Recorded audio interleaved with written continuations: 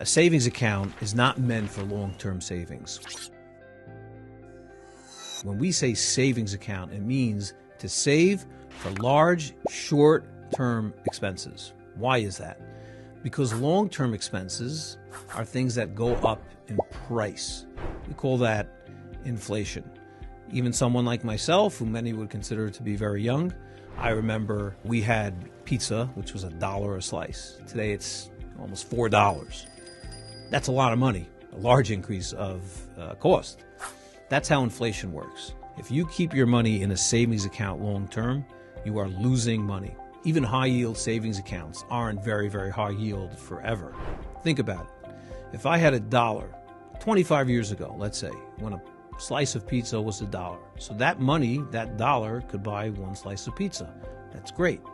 But now, 25 years later, when a slice of pizza is $4, that money cannot buy a slice of pizza, which means the purchasing power, the ability of that money to buy something or be spent, has gone down. You have effectively lost money.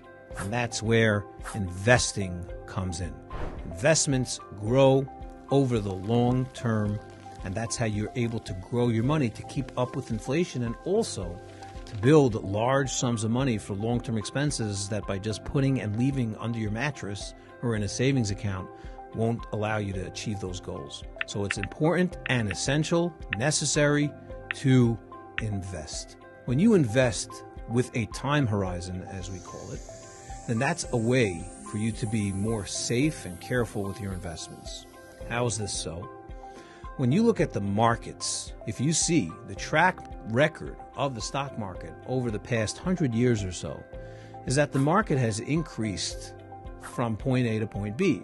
But if you look at the interim times of that 100-year period, you will see a lot of ups and downs. We call that volatility. The market is never ever going to go straight up forever. You'll hear stories of people, and I've seen this, where they invest money for a couple of months from now and they see a great stock, something that's on the news, it's great, perfect, they'll maybe do a little bit of research. They're going to take money and they're going to make those 180% returns in 2 months. Meanwhile, high risk, high reward, high reward, high risk.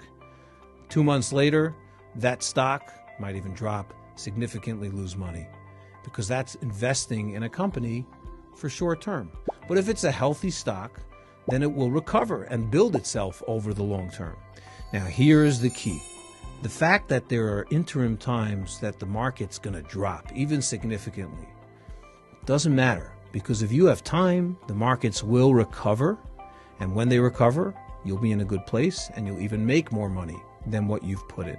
The second key to investing is diversification. Diversification means not putting all your eggs in one basket. You put all your eggs in one basket, even if it's the hottest, most amazing stock, like I mentioned, that's out there, you have a very, very high risk.